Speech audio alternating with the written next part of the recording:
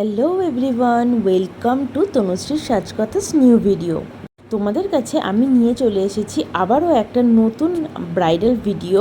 আর আমার ব্রাইডকে দেখো কি মিষ্টি আর কি লক্ষ্মীমন্ত দেখতে।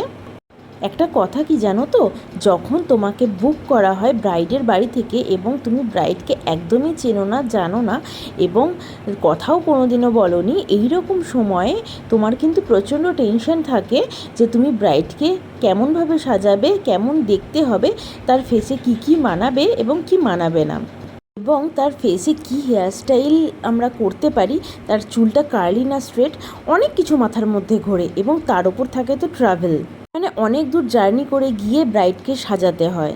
এই সময় একটা মেকআপ আর্টিস্টের মাথায় যে কত কিছু চলে সেটা শুধু মেকআপ আর্টিস্টরাই বোঝে। প্রথমত সাজানোর টেনশন, তার উপরে ট্রাভেলের টেনশন, তারপর আবার সাজানোর পর ব্রাইডের বাড়ি থেকে আদৌ কি তোমার সাজ পছন্দ হয়েছে, তার ফ্যামিলি মেম্বারদের সেটার টেনশন।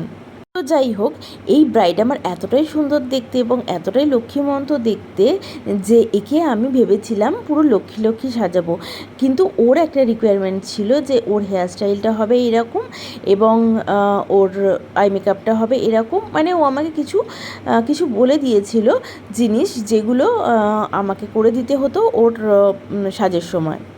তো অবশেষে আমি কিন্তু ওর কথাটাই রেখেছি, কারণ যাই হোক না কেন ওদের কথা কিন্তু আগে আমাদের মনে রাখতে হয়, কারণ ক্লায়েন্টকে সবসময় তার মনের মতো সাজিয়ে দেওয়াটাই কিন্তু একজন মেকআপ আর্টিস্টের সর্বপ্রথম কাজ।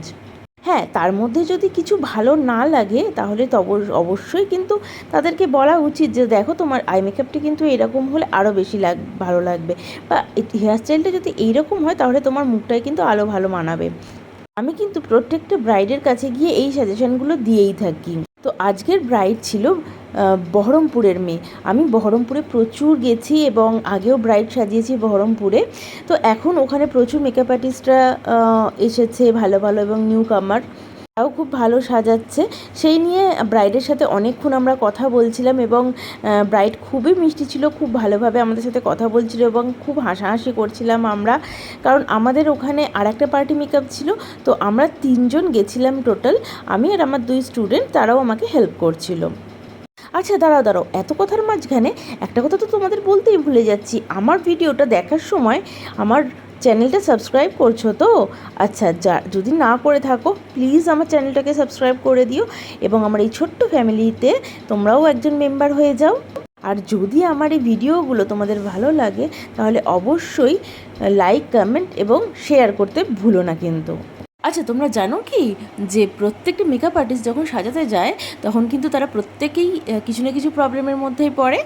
আমার ক্ষেত্রেও সেটাই হয়েছিল যে আমি যখন ব্রাইডকে সাজানো হয়ে গেছিলো এবং ভিডিও ফটো সব নেওয়া হয়ে গেছিলো, তখন ব্রাইডের শাশুড়ি মা এসে বললেন যে এই শাড়ি পরানোটা ওনার পছন্দ হয়নি এবং শাড়িটা অন্যভাবে পরিয়ে দিতে।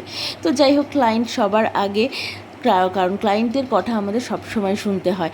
তো আমি পরে আবার চেঞ্জ করে দিয়েছিলাম এবং চেঞ্জ করে দিয়েই আমি কিন্তু বেরিয়েছিলাম। তারপর উনি খুব খুশি ছিলেন। তো দেখো, তোমাদের সাথে কথা বলতে বলতে কিন্তু আমার ব্রাইড রেডি কেমন হয়েছে সেটা আমাকে অবশ্যই কমেন্ট করে জানাবে। সবাই ভালো থেকো, সুস্থ থেকো। সবাইকে আমার ভিডিও দেখার জন্য অসংখ্য ধন্যবাদ। এবং যদি আমার কাজ তোমাদের ভালো লাগে আমাকে অবশ্যই বুক করতে পারো এবং বুকিং নাম্বার আমি তোমাদের ডেসক্রিপশনে দিয়ে দেবো। থ্যাংক ইউ সবাইকে। আর সবাই ভালো থেকো, সুস্থ থেকো।